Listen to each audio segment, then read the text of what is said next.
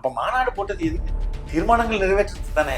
இதை படிக்கவே இல்லையே. உங்களுக்கு வாட்ஸ்அப்ல கொண்டு போயிட்டாங்களே. சமீப நாட்களாகவே வந்துட்டு அண்ணன் சீமான் வந்து மேடையில கடுமையாக நேரடியாவே தாக்குறாங்க. எதுக்குடா வந்திய டிவிக்க டிவிக்க டிவிக்க டிவிக்க. அப்ப நீங்களும் ஒரு சராசரி சாதியை வைத்து கணக்கு போட்டுக்கிற ஒரு சராசரி அரசியல் பாத்தீங்கன்னா இல்ல உங்களுக்கு அப்ப சொல்லி கொடுக்குறவங்க சொல்லி கொடுக்கலாம். கூட்டங்கள்லாம் வந்து வாக்குகளாக மாறுமா அப்படின்ற ஒரு கேள்விக்குறி. ஏன் அவர் எப்படி அட்ரஸ் பண்றாரோ அங்கிள் அங்கிள் தான் சொல்லியிருப்பாரு. அங்கிள் அங்கிள் உங்களுக்கு மனசாட்சின்னு ஒண்ணு இருந்துச்சுன்னா நாங்க கேட்கிற கேள்விகளுக்கு மட்டும் கொஞ்சம் பதில் சொல்லுங்க அங்கிள். விஜயோட டார்கெட் என்ன? 2 கோடி ஓட்டு. அண்ணா ஆரம்பித்த திமுகவை தானே அழிச்சுட்டு வரணும். திமுக, அதிமுக, காங்கிரஸ் இவங்கெல்லாம் வந்து சாதி பார்த்து தானே கேண்டிடேட் போடுறாங்க. பிரச்சனை வந்து விஜய் கிட்ட கிடையாது. விஜய்க்கு எழுதி கொடுக்கணும், பின்னாடி இருந்தா அவருக்கு வந்து சொல்லிக் கொடுக்கணும், சரியா சொல்லி கொடுத்தாரு. அப்ப 26 நம்ம வந்து எதிர்பார்க்கலாம். வாய்ப்புகள் அதிகம்.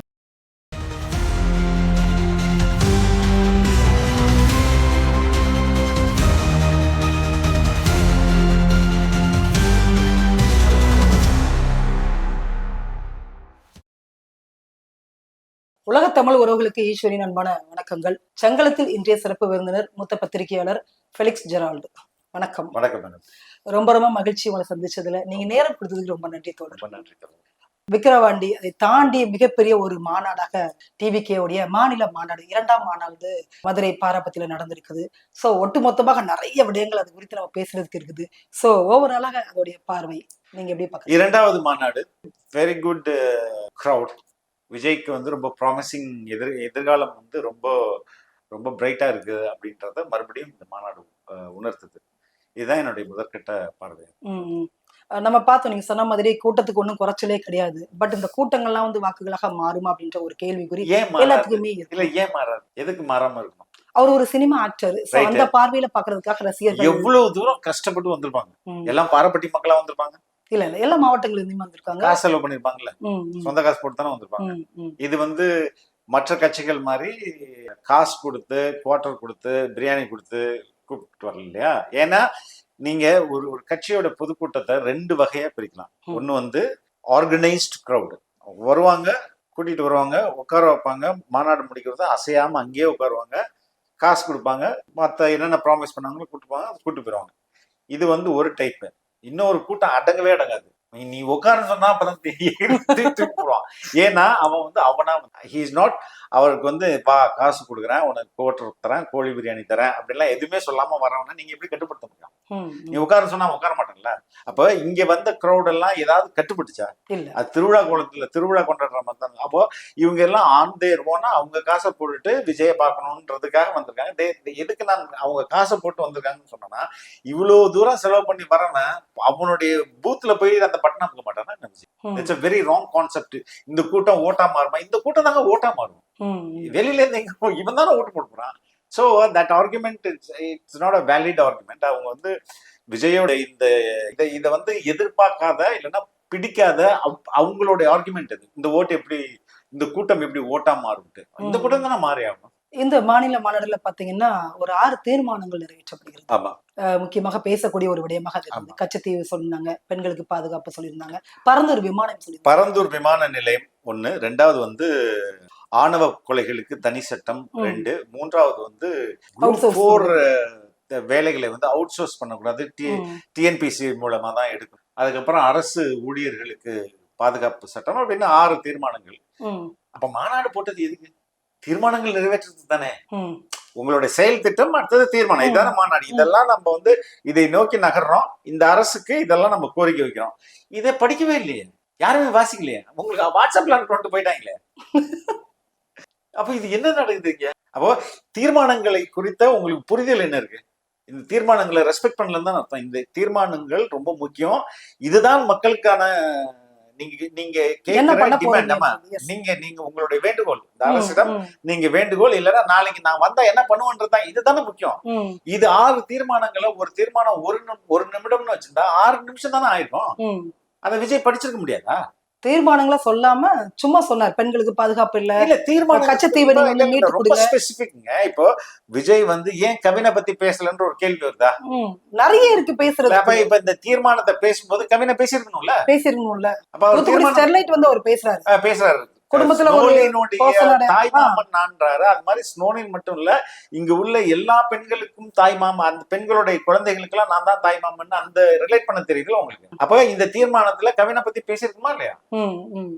பேசினாதானங்க நீங்க வந்து இப்ப அந்த Madurai area Mukkulathur dominated area, அதனால அங்க வந்து ஒரு தலித் இஷ்யூ பேசக்கூடாது. இது என்ன இது என்னது இது? What is this nonsense?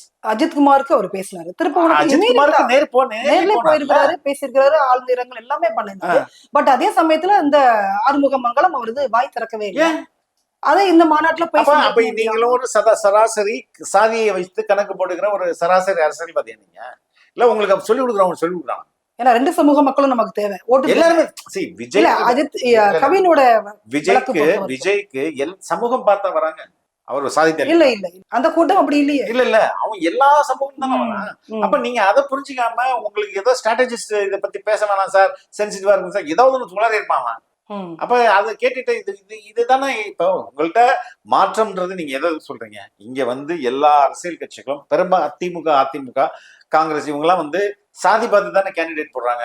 எந்த தொகுதியில எந்த சாதி இருக்குது அந்த சாதி ஓட்டை தானே பிடிக்கணும். இதே கணக்கை நீங்களும் போட்டீங்கன்னா அப்ப அவங்களுக்கும் உங்களுக்கும் என்ன வித்தியாசம்? சோ அப்ப இவங்க இந்த ஸ்ட்ராட்டஜிஸ்ட்ன்றவன் அவன்லாம் காஸ்டிஸ்டா இருக்கானாங்க. அவன் சாதியவாதியா இருந்தா தானே இப்படி சிந்திக்க முடியும். விஜய்க்கு நிச்சயமா இப்படி ஒரு சாதிய பாங்குல மக்கள் அணுகிறதுன்றது அவருக்கு அந்த அந்த அப்படி பழகி இருக்க மாட்டாரு. அது அவருக்கு அவருடைய எண்ணத்துல அப்படி தோன்றி இருக்காது. அவரு மக்களை எல்லாம் மக்கள் தானே அவர் இவ்வளவு தூரம் இவ்வளவு பெரிய கோடீஸ்வரரா மில்லியனரா உயர்த்தி அது யாரு? மக்கள் தானே. அந்த மக்களுக்கு திருப்பி செய்யணும்னு நான் வரும்போது நீ சாதி பார்த்து பேசுவீங்களா? அப்ப அவருக்கு சொல்லி கொடுத்தது எவ்வளவு, அவன் எவ்வளவு காஸ்டிஸ்டா இருக்கான். அவர் கைட் பண்ண அவன் சாதிய மனநிலையில இருந்தா தானே விஜய் இப்படி கைட் பண்ண முடியும். இது வந்து ரொம்ப மோசமானது. அந்த தீர்மானங்கள்ல அவருக்கு உண்மையிலே வந்து தெரியுதுங்களா கச்சத்தீவை வந்து மீட்கணும் அப்படின்றாரு. அது தீர்மானம் இல்லை. தீர்மானம்ன்றது உங்களுடைய இப்போ விஜய் முதல்வர் வேட்பாளர் என்று இந்த பொதுக்குழுவால் இல்ல செயற்குழுவால் முடிவு செய்யப்பட்டது அப்படின்றது தீர்மானமா வாசிக்கிறாங்கல்ல. அதே மாதிரி இந்த தீர்மானங்கள் 6 முக்கியமான தீர்மானங்கள் இது எதுக்கு நீங்க அதை சொல்லாம போறீங்க? அவர் வந்து மனசுல இருக்கிற பேசினார். தீர்மானங்கள் கிடையாது. தீர்மானம்ன்றது ரெசல்யூஷன் பாஸ்ட் இன் தி கான்ஃபரன்ஸ். அதுக்கான ப்ராசஸ் இருக்குது. அது தனியா இருக்குல்ல. ஒருத்தர் வந்து இந்த தீர்மானங்களை இவர் முன்மொழிகிறாரு, இவர் நான் வழிமொழிகிறேன்.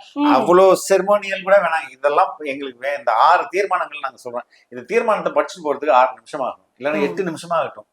இது கூட உங்களால ஸ்பெண்ட் பண்ண முடியல, இது படிக்க முடியலன்னா இப்ப இவருக்கு விஜய்க்கு அரசியல் தெரியாது, அரசியலுடைய என்ன வழிமுறைகள் தெரியாதுன்னு வச்சுப்போம்.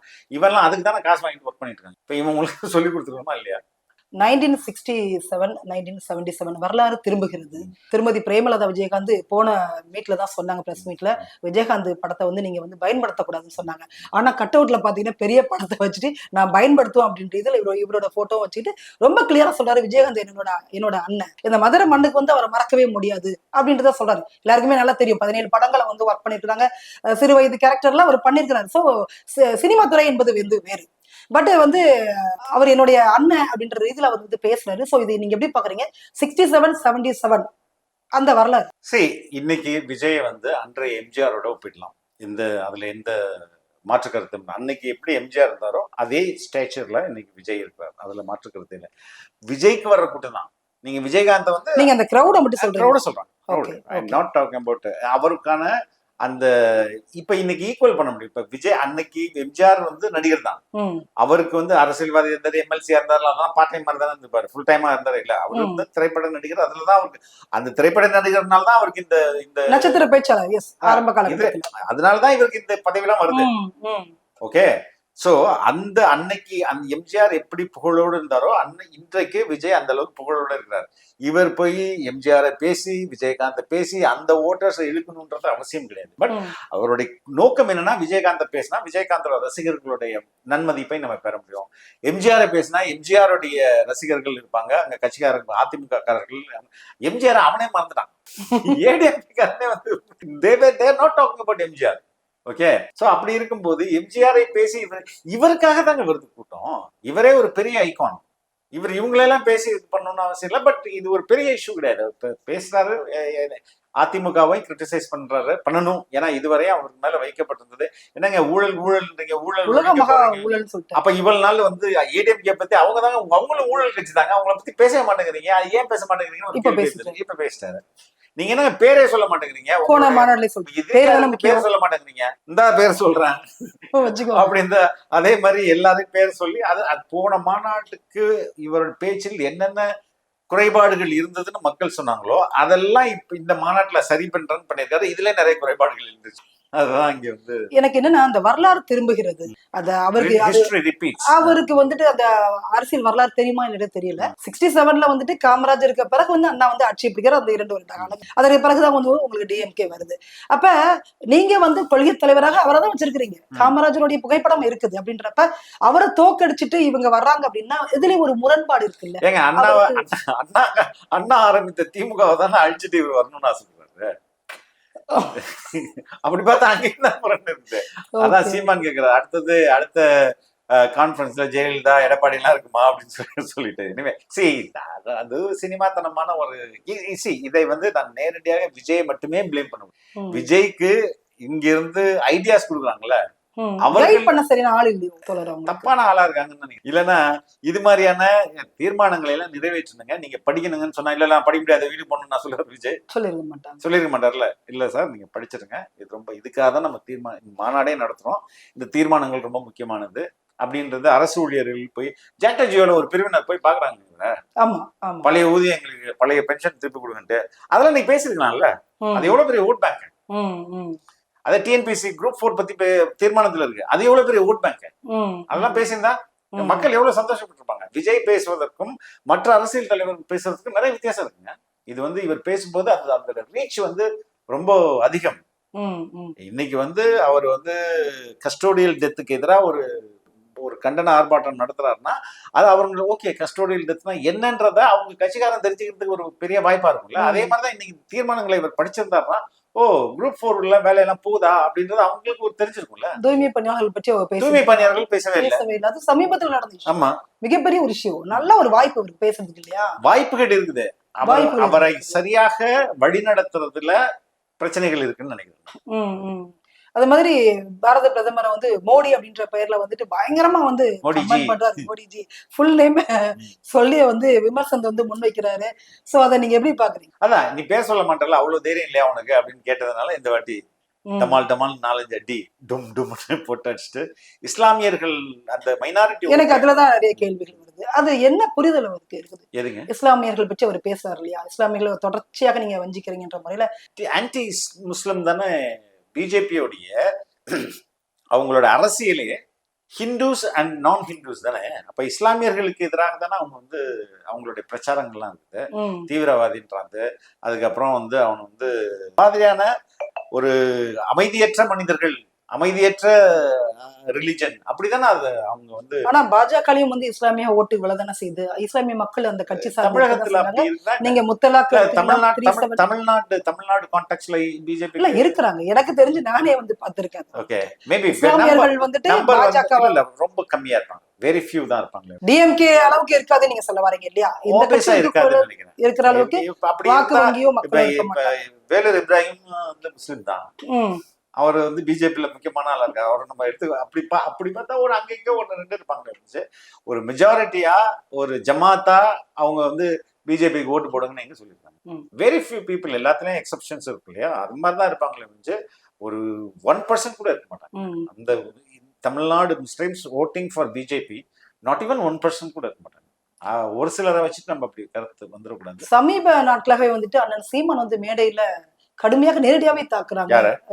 விஜய் கட்சியை தாக்குறாங்க. சோ விஜய் வந்து அத பேசவே இல்லை. அது குறித்து பேசவே இல்லை.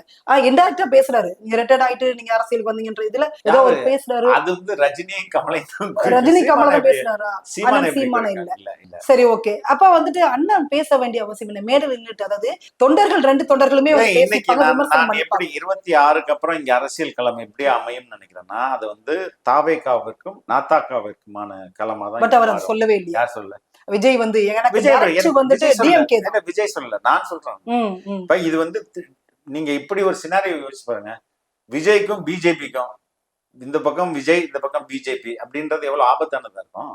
இந்த பக்கம் டிஎம்கே இந்த பக்கம் விஜய் அப்படின்றது எவ்வளவு ஒரு அதுவும் ஆபத்தானதா இருக்கும். ஏன்னா இவன் வந்தெல்லாம் இவ வரலாம், இவன் வந்தெல்லாம் இவ வரலாம். அது வந்து நாம் தமிழரும் தாவேக்கானா இருக்கும்போது இன்னும் பெட்டரா இருக்கும்ல. அப்படி அதை நோக்கிதான் தமிழக அரசியல் போய் நிக்கும்னு நான் நினைக்கிறேன். 2026 நீங்க சொல்றீங்க. 26 பட் இவருடைய நாட் 26 அப்புறம் வர அவருடைய ஓகே ஓகே. பட் அவர் சொன்னதே வந்து டிஎம்கே தான் மாநில இன்னைக்கு டிஎம்கே தான் என்னோட எதிரி. இல்லைங்க, இன்னைக்கு வந்து இங்க வந்து 2 மனப்பான்மையில வாக்காளர்கள் இருக்காங்க. ஒண்ணு வந்து பாஜக எதிர்ப்பு மனநிலை, அததான் திமுக இவ்வளவு நாள் அறுவடை செஞ்சது. ரைட்டுங்களா? பாஜகவை எதிர்க்கிறது மட்டும். இப்ப ஓரணியில் தமிழ்நாடுல என்ன பேசிட்டு இருக்காங்க? எடப்பாடி அடிக்கணுமா இல்ல மோடி அடிக்கணுமா? இப்ப வரப்போறது 26 வந்து அசம்பிளி எலெக்ஷன் தானே. நீ இன்னும் வந்து ஒன்றிய அரசுன்னு சொல்லியிருந்தா என்ன அர்த்தம்? அவர் எடப்பாடியோ நான் தான் உங்களுடைய போட்டி போறேன், என்னைய பத்தி பேசினா நீ இன்னும் மறுபடியும் மோடியை பத்தி பேசிட்டு இருக்கிய அப்படின்னு. அப்போ இங்க வந்து பாஜக எதிர்ப்பு மனநிலை இருக்கு. அந்த எதிர்ப்பு மனநிலையை அறுவடை பண்ணிக்கிறதுக்கு திமுக பண்ணுது. இப்போ அதே மாதிரி திமுக எதிர்ப்பு மனநிலை இருக்கு, அதை அதிமுக அறுவடை பண்ணிக்கிறது, அது ட்ரை பண்ணுது. விஜய் என்ன சொல்ற, நான் வந்து 2 அடிக்கிறேன். திமுக எதிர்ப்பு மனநிலை, பாஜக எதிர்ப்பு மனநிலை, 2 நான் அறுவடை பண்றேன். நான் 2 பேரையும் எதிர்க்கிறேன், 2 பேரையும் ட்ரூவா எதிர்க்கிறேன். உங்களை மாதிரி வந்து அவர் சொல்றபடி ஆட்சியில இல்லாத போது கருப்பு பலூனு, ஆட்சியில இருந்தா வெள்ள கூட, அது அதே மாதிரி இதுக்கு நீங்க வந்து மறைமுக ஆதரவு. இன்னும் அவர் வந்து நிதி ஆயோக் மாநாட்டுக்கு இதுவரையும் போகாத நம்ம தமிழக முதல்வர் இப்ப எதுக்கு போனாரு? போயிட்டு வந்திருந்தா பரவாயில்ல. பிரைம் மினிஸ்டர் கூட எதுக்கு தனியா அப்பாயின்மெண்ட் வாங்கி பேசினாரு? நீங்க இடி வரும்போதெல்லாம் வந்து டாடி வந்து டெல்லியில இருக்காங்க. அப்போ இதெல்லாம் மறைமுக கூட்டணி. இதுதான் எக்ஸ்போஸ் பண்றாரு. இதுதான் அவருடைய சக்சஸ்ஃபுல் கேம்பெயினா மாறும். அங்கிள் ஸ்டாலின் அப்படின்னு ஸ்டேஜ்ல வந்து அவர் பேசுறாரு. நம்ம டாடிங்கும் போது அவர் அங்கிள் சொல்லிட்டாரு. ஸ்டாலின் தான் டாடின்னு சொல்றாரு. சோ மக்கள் எல்லாம் மாணவர்கள் என்ன டாடின்னு கூப்பிடுறாங்க அப்படின்றப்ப இவர் அடுத்த கட்டம் போயிட்டு அங்கிள் அப்படின்னு கூப்பிடுறாரு. சோ இது வந்து ஒரு சினிமாட்டிக்கா இருக்குது. அவங்களுக்கு எப்படி தெரியுது இந்த மேடையில அவர் பேசுறாங்க? விஜய் வந்து ஸ்டாலின் எத்தனை முறை இதுவரை லைஃப்ல ரொம்ப ரேரா தான் இருக்கு. ரொம்ப ரேரா இருக்குமா, ரொம்ப அதிகமா இருக்குமா? சினிமா எல்லாம் வர்றதுக்கு முன்னாடி, ஐ மீன் அரசியல் எல்லாம் வர்றதுக்கு முன்னாடி அப்ப எனக்கு தெரிஞ்சு கொஞ்சம் ரேரா தானே இருந்திருக்கும். பல வாய்ப்புகள் இல்ல, பல குடும்ப நிகழ்ச்சிகள்ல குடும்ப நிகழ்வுகள் இல்ல பொது நிகழ்வுகள் நடக்கும்போது அப்பெல்லாம் பார்த்தும்போது என்ன பேசிட்டு எப்படி கூப்பிட்டுருப்பாரு ஸ்டாலின்? அங்கிள் தான் கூப்பிட்டு அததான் ஸ்டேஜ்ல சொன்னாரு. அவர் எப்படி அட்ரஸ் பண்றாரோ அங்கிள் அங்கிள் தான் சொல்லியிருப்பாரு. அப்படிதான் பேசுறாரு. பட் அது அரசியல் ரீதியா இல்லாம ரெண்டேக்கா நீங்க அப்பான்னு சொல்லாதீங்க, நீங்க வந்து அங்கிள் தான் அப்படின்னு சொல்லிட்டு அப்படி உழைச்சு விடுறாரு. அதுதான் சர்காஸ்டிக் தான். இப்ப 26க்கு வந்துட்டு இப்ப நம்ம இது முன்னாடி வரைக்கும் பேசுனதுல என்ன சொன்னோம், ஏடிஎம்கே வந்து அவர் வாயை திறக்கவே இல்லை, பேசவே இல்லப்பா. எடப்பாடி பழனிசாமிக்கே ஒரு ஹோப் இருந்தது, இப்ப நம்மளை பத்தி பேசவே, எல்லாத்தையும் அடிக்கிறார், நம்மள அடிக்கல, ஒரு வாய்ப்பு இருக்குது அப்படின்ற மாதிரி இப்ப டோர் லாக் பண்ண மாதிரி ரொம்ப திட்டவட்டமா சொல்லிட்டாரு. ஆமா, இனிமே வந்து பெரிய கட்சிகளுடன் இந்த அதிமுக திமுக அதிமுக கூட்டணியோ இல்ல வந்து அந்த கூட்டணின்னு பேசியிருந்தாங்களே, அதுக்கு வந்து முற்றுப்புள்ளி. அது அப்படி இனிமே அந்த கூட்டணி அமைவதற்கு வாய்ப்பே இல்லைன்றத மறுபடியும் சொல்லிருங்க. ஆனா ஊடகங்கள் வேற வழி இல்லைல்ல. அவங்களுக்கு என்ன பண்ணணும், விஜய் வந்து எப்படியாவது அவர் வந்து பாஜகவுடைய ஆளு, பாஜக அனுப்பி விட்ட ஒரு ஆளு அப்படின்னு எஸ்டாப்ளிஷ் பண்ணணும். அதுக்காக இல்லைங்க, நீங்க வேணா பாருங்க, கடைசி நேரத்துல ஏடிஎம்கே கூட்டணியில அவர் போய் சேர்ந்துருவாரு அப்படி இப்படிலாம் வந்து ஒரு மாநாடு வந்துட்டு நம்ம பார்த்த வரைக்கும் எனக்கு தெரிஞ்சு ஒரு 4-5 மணி நேரம் அதுக்கு மேலே கூட போகலாம். பட் ரொம்ப ஷார்ட் பீரியட்ல 5 o'clock முன்னாடியே வந்து இவங்க முடிச்சிட்டாங்கன்னா வெயில் மட்டும் தான் காரணமா இல்ல வேற ஏதாவது? வெயில்லாம் ஏங்க முதல் நாள்ல இருந்து வந்து உட்காந்துருக்காங்க, 3 நாளா வந்து உட்காந்துருக்காங்க. இந்த மாநாடு விஜய் வந்த இடத்த பார்த்துட்டு போயிடுறாங்க அப்படின்றாங்க. விஜய கூட போடுங்க, அவர் வந்து இந்த இடத்துல தானங்க வர வர்றது, பார்த்துட்டு வரேன். சரி, மாநாடு இவ்வளவு மணி நேரம் தான் நடத்தணும்ன்றது there is no rules.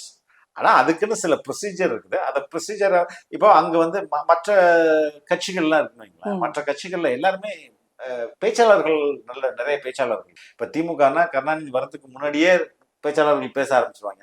இறுதியாக இவங்க எல்லாம் பேசுவாங்க, கீப் த கிரவுட் என்கேஜிங்கா இருக்கிறது. அவங்க பேசிட்டே இருப்பாங்க, அதுக்கப்புறம் இவங்க வருவாங்க, இவங்க பேசுவாங்க, அப்படி போயிட்டு. ஆனா இப்போ விஜயோட கட்சியில பேசுவதற்கான சரியான ஆட்கள் இல்லைல்ல. இரண்டாம் பட்ட தலைவர் கட்சினா எல்லாருமே பேசுவாங்க, உட்கார்ந்து பேசுவாங்க, ஸ்டேஜ்ல இருக்கணும், யாரை கொண்டு விட்டாலும் நீங்க பேசுவாங்க. அப்ப இங்க வந்து இந்த கட்சி அது மாதிரியான கட்சி இல்ல. எம்ஜிஆர் எவ்வளவு நேரம் பேசியிருப்பாரு, 3 மணி நேரம் பேசியிருப்பாரு. சீமான் மாதிரி பேசியிருப்பாரு, அண்ணா மாதிரி பேசியிருப்பாரு, கருணாநிதி மாதிரி பேசியிருப்பாரு. வாய்ப்பு இல்லைல்ல. அப்போ இந்த கட்சிக்குன்னு ஒரு ஒரு ஸ்டைல் இருக்குல்ல, அந்த ஸ்டைல் தான் அது, அவ்வளவுதான் அவங்களால பண்ண முடியும். அது போதும். 2 மணி நேரம் நடத்தினா 1 மணி நேரம் எடுத்துனா சரியா நடத்துறீங்களா, அதான் முக்கியம். இப்ப 2006ல வந்து ஒரு 6 விழுக்காடு வந்து தேமுதிக வந்து வாங்கியிருப்பாங்க. Okay. விஜயகாந்த் வந்தது அந்த பீரியட்ல வாங்கியிருப்பாங்க. சோ இவர் வந்துட்டு நீங்க சொன்ன மாதிரி எந்த கூட்டணியுமே இல்ல, நாம் தமிழர் வச்சுதான் ரொம்ப தெளிவாக அடிப்பாங்க. கூட்டணி இல்லப்பா, ₹1 ஓட்டுக்கு தர மாட்டேன், என்ன ஆனாலும் பரவாயில்லப்பா, நான் வந்து செத்து சுண்ணாம்பு பரவாயில்ல அப்படின்றத அண்ணன் தெளிவா சொல்றாங்க. 2026 ஒரு கூட்டணி இல்ல அப்படின்னா டிவிக்கே எப்படி எந்த இடத்துல இருக்கும் அது? இன்னைக்கு அந்த கிரௌட் பாத்தீங்களா, ம். இதே மாதிரி தானே எவ்வளவு விழுக்காடு தோழர் அதுதான்? இல்ல அவங்க வின்னிங் இன்னைக்கு வந்து இதுதாங்க கணக்கு. 6,35,00,000 வாக்காளர்கள் இருக்காங்க. இந்த 6,35,00,000 39,00,000 வாக்காளர்கள்ல ஓட்டு போடுறவங்க 4,30,00,000 நீங்க 4,30,00,000 தான் கடந்த 2024ல 70% இது வந்து. விஜயோட டார்கெட் என்ன? 2 கோடி ஓட்டு. 2 கோடி ஓட்டு எடுக்கிறது விஜய்க்கு பாசிபிள். 2 கோடி ஓட்டு எடுத்தாலே உங்களுக்கு 50% கிட்ட வந்துருதுல்ல. அப்ப இதுதானே, இந்த சிம்பிள் அரித்மெட்டிக் தானே அவர் ஃபாலோ பண்றாரு. இல்ல அவங்க எதிர்பார்க்கறது வந்துட்டு 26ல சிஎம். அதாங்க 2 கோடி ஓட்டு வாங்க, நீங்க தான் சிஎம். இல்ல உறுதியாகவே நீங்க வந்துருவாரு அப்படின்னு சொல்றீங்க. அதான் வந்துருவாரு. என்ன இப்ப அதுல என்ன இருக்கு கஷ்டம்? இல்ல டிஎம்கே ஏடிஎம்கே இதை தாண்டி வந்து அவங்களால வர முடியுமா? அதுதான் வாய்ப்பு இருக்குன்ற நான். அது எப்படி வாய்ப்பு இருக்குன்னா, இவர் இந்த கேம்பெயின் இருக்கு, இன்னைதான் இனிமே எனக்கு வேலை இல்லை, இதுதான் வேலைன்றதுல சொல்லிட்டு அதை எப்படி செய்யறாருன்றத பொறுத்து. மக்களை நேசிக்கிறதா சொல்றது. I love people, I worship people, I enjoy people அப்படின்றாரு.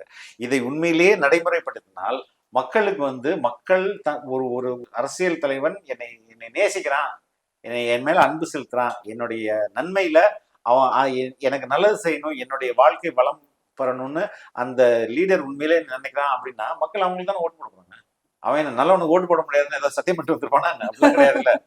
So they definitely there is a possibility. But அதை எப்படி இவர் எக்ஸிக்யூட் பண்ண, இதே மாதிரி மறுபடியும் ரொம்ப ரொம்ப மொக்கையா ஐடியா கொடுத்து தீர்மானம் படிக்காத, அதுக்கப்புறம் இது மாதிரி மக்கள் பிரச்சனையை பேசாத, இதெல்லாம் வந்து கண்ணுக்கு தெரியாம இருந்ததுன்னு சொன்னா வேஸ்ட். ஏன்னா விஜய் வந்து அந்த தூய்மை பணியாளர்களை கூப்பிட்டு விஜய் வந்து நான் அந்த பாரதிக்கிட்டே நான் என்னுடைய நேர்காணலே வழக்கறிஞர்.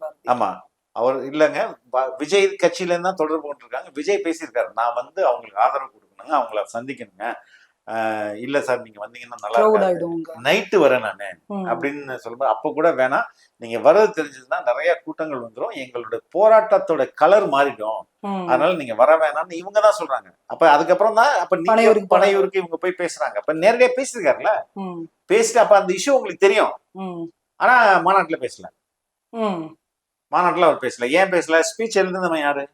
பேப்பர் வச்சுதான் படிக்கிறாரு. ரைட், அது ஒண்ணும் தப்பு கிடையாது. இல்ல அதுதான் அதுல விட்டுட்டாங்க. ஜெயலலிதாவும் பேப்பர் வச்சுதான் படிப்பாங்க, நம்ம முதல்வரும் பேப்பர் வச்சுதான் படிப்பாங்க, அது ஒண்ணும் தப்பு கிடையாது. பட் ஏன் அதை மென்ஷன் பண்ணல நீங்க? ஏன் கவினை பத்தி மென்ஷன் பண்ணல? அப்ப பிரச்சனை வந்து விஜய் கிட்ட கிடையாது, விஜய்க்கு எழுதி கொடுக்குறவனும் பின்னாடி இருந்தா அவருக்கு வந்து சொல்லிக் கொடுக்குறவனும் சரியா சொல்லி கொடுக்கல. தப்பான டீச்சர் வச்சா ஸ்டூடெண்ட் தப்பா தானே இருப்பான். சோ அதுதான் பிரச்சனை. இப்ப ஒரு அரசியல் கட்சி தோழர் வந்து முக்கியமான விடயங்கள் அப்படின்னா என்ன நீங்க பாக்குறீங்க? ஒரு கட்சி ஆரம்பிக்கிறோம், முக்கியமான ஒரு விடயங்கள். இப்ப பண்ருட்டி ராமச்சந்திரன் ஐயா இருந்தாங்க தேமுதிகல, நிறைய தலைவர்களை வந்து அவங்க வந்து உள்ள கொண்டு வந்தாங்க. நீங்க சொன்ன மாதிரி எல்லாத்துக்கும் ஒரு குரு இருந்தது. நம்ம கலைஞருக்கே ஒரு சண்முகம் அப்படின்ற ஒரு குரு இருந்தது, சசிகலா இவங்களுக்கு இருந்தது, ஜெயலலிதாவுக்கு ஒரு குரு இருந்தது.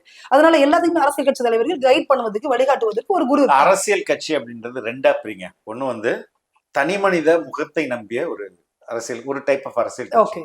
இன்னொரு அரசியல் கட்சி அப்படின்றது தத்துவத்தை மையப்படுத்திய அரசியல் கட்சி. இப்ப பாஜக இருக்குன்னா அது ஒரு தத்துவத்தை மையப்படுத்திய அரசியல் கட்சி. அதுக்கு ஒரு முகமும் தேவைப்படும். அந்த முகம் பொய்யா இருந்தா கூட அதுக்கு மேல பயங்கரமான சக்சஸ் ஃபார்முலாவை கட்டமைக்கும். ஓகே, கம்யூனிஸ்ட் கட்சி இருக்குங்க, அதுக்கு முகம் தேவை கிடையாது, அதுக்கு தத்துவம் தான். இப்ப சண்முகம் வந்து எவ்வளவு கரிஸ்மேட்டிக் லீடரு, ஆனா பட் அது அவர் பேசுற விஷயங்கள் ரொம்ப முக்கியமானது. அதே முத்தரசன் வந்து எத்தனை திரைப்படங்களில் நடித்து, இதற்கு முன்பு முத்தரசன் யாருன்றது யாருமே தெரியாது, இப்பதான் முத்தரசனை தெரியும். அது ஏன்னா அதெல்லாம் தத்துவம் சார்ந்த அரசியல் கட்சிகள். நாம் தமிழர் எடுத்துங்க, அது வந்து தமிழ் தேசியம்ன்ற தத்துவம் சார்ந்த அரசியல் கட்சிகள். விடுதலை சிறுத்தைகள் எடுத்துங்க, அது வந்து ஒரு தத்துவம் சார்ந்த அரசியல் கட்சி. ஆனா அதிமுக எடுத்துங்க, அது திராவிட கட்சின்னு இவங்களே ஏத்துக்க மாட்டாங்க. அது பேர்ல தாங்க திராவிட இருக்கு. இல்ல, திராவிடத்தோட அடிப்படையான கடவுள் மறுப்பு, சாதி ஒழிப்பு இதெல்லாம் அங்க கிடையவே கிடையாது. அப்ப அது வந்து ஒரு தனி மனிதனை மையப்படுத்திய ஒரு அரசியல் கட்சி. அப்ப விஜயும் தனி மனிதனை மையப்படுத்திய ஒரு அவருடைய முகம் தானே. எல்லா தொகுதியிலும் யார் போட்டி போடுறா? 234 தொகுதியில விஜய். அப்ப விஜய் தான் அங்க முகம். அது வந்து தத்துவார்த்தத்தையோ சித்தாந்தத்தையோ மையப்படுத்திய கட்சி கிடையாது.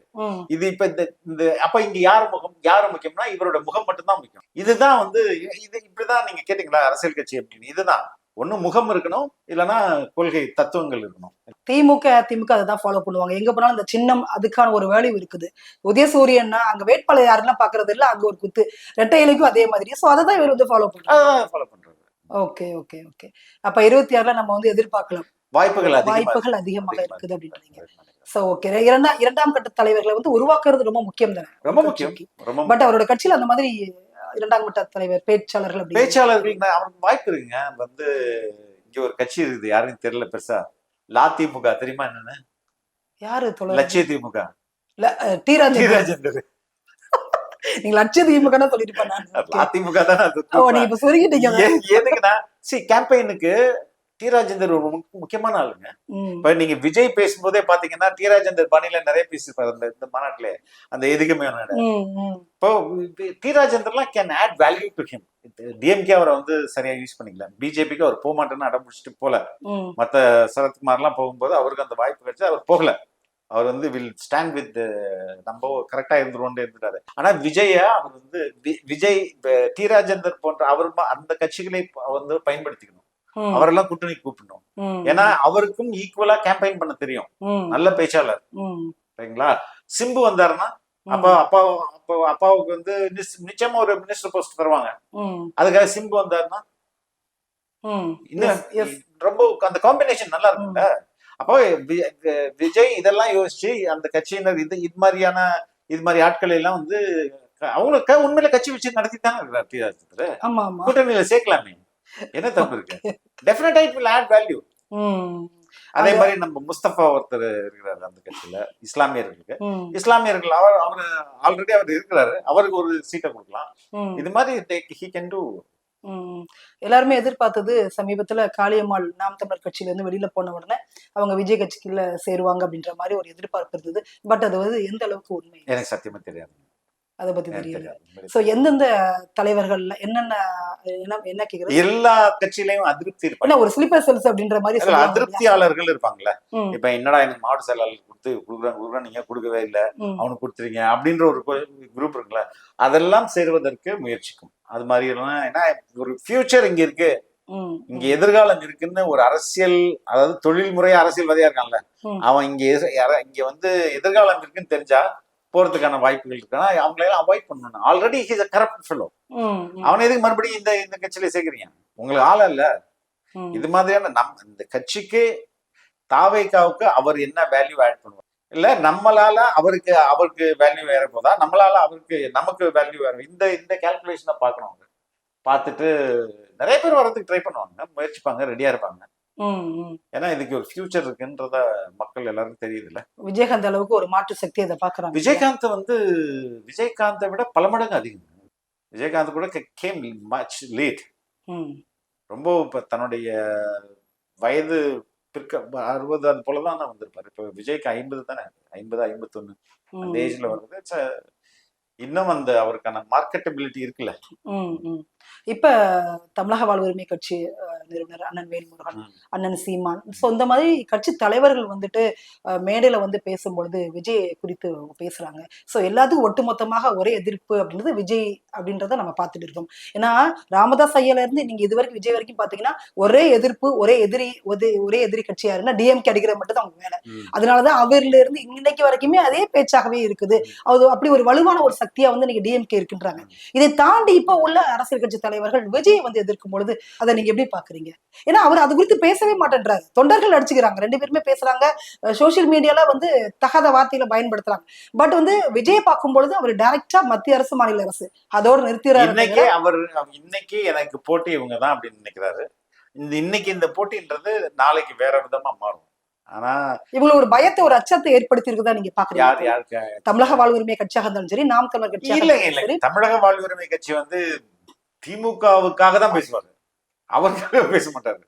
திமுகவுக்காக என்ன விஜய் வந்து ஓவரா திமுக இருங்க நான் 2 போட்டு வரேன்னு போயிருப்பாரு. அவர் போட்டு வாங்கிட்டு ஹெவியா கொடுத்தாங்க.